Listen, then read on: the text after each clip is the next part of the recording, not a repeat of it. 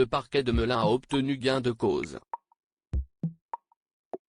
Après le tragique accident de la route qu'il a provoqué le 10 février dernier, Pierre Palmade avait été assigné à résidence au service addictologie de l'hôpital Paul Brousse, à Villejuif, sous bracelet électronique.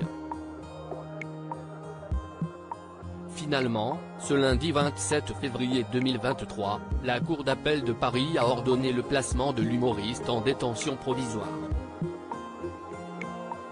Actuellement, Pierre Palmade est hospitalisé à l'hôpital du Kremlin-Bicêtre, où il se remet de son AVC survenu le 25 février dernier.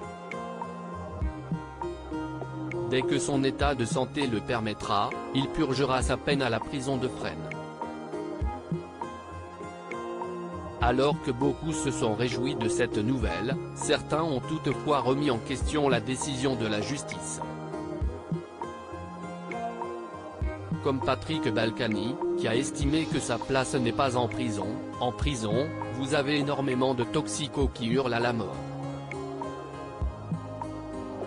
La nuit, si est insupportable les prisons parce que vous avez les mecs qui tapent comme des fous parce qu'ils sont en manque. Point, les toxicos, si est terrible dans une prison. A déclaré l'ancien maire de Levallois-Perret ce lundi 27 février 2023, sur le plateau de l'heure des pros. Et d'ajouter, la décision qui avait été prise par le juge, et la meilleure décision possible, c'était de le mettre sous bracelet électronique dans un hôpital psychiatrique spécialisé pour les addictions, on le soignait et il était enfermé. Parce qu'avec un bracelet, vous ne pouvez pas sortir de l'endroit qui vous a été assigné sinon ça sonne immédiatement et on vient vous chercher. Je ne sais quelque chose. Patrick Balkany est, en effet, passé par la case prison en 2019 avant d'être libéré pour raison de santé et placé sous bracelet électronique 2 ans plus tard. Mais l'homme politique a fait sonner l'appareil à plusieurs reprises, après avoir franchi les limites du périmètre qui lui était autorisé de parcourir. Ce qui lui a valu de retourner quelque temps à Londres. Un train de vie au-dessus de ses moyens? Entendu par les enquêteurs quelques jours après le drame, Pierre Palmade a admis être dangereux à cause de la drogue, comme l'a rapporté BFTM TV. Et d'expliquer que son addiction lui avait gâché la vie et empêché de faire son métier. Je suis un chic type, je suis quelqu'un de bien.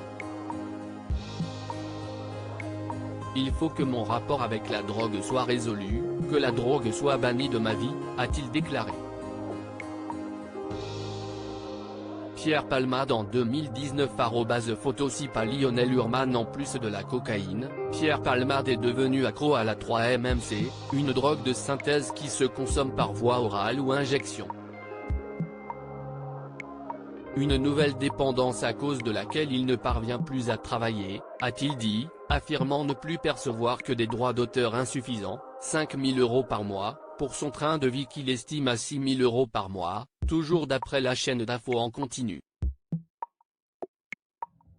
Pierre Palmade sur la paille? La sœur de Pierre Palmade, qui s'était faite la voix du comédien pour adresser ses excuses aux victimes de l'accident, a elle aussi été interrogée par la police. Elle a ainsi révélé que son frère était lourdement endetté et vivait en dehors de toute réalité financière. Elle a ajouté qu'il avait des dettes, notamment auprès de l'URSSAF, des impôts et de son producteur, estimés à 250 000 €. Hélène Palmade a également indiqué avoir proposé à son frère d'être placé sous tutelle, ce qu'il a refusé. Il y a quelques jours, le journaliste Benjamin Locoge évoquait dans les colonnes de Paris Match les problèmes financiers de Pierre Palmade, dus en grande partie à son addiction. La fête H24 coûte cher et son compte bancaire est vide. Après être parti 8 jours en cure de désintoxication, l'ex-mari de Véronique Sanson avait même mis en vente sa propriété de Seine-et-Marne, qui n'a pas trouvé acquéreur.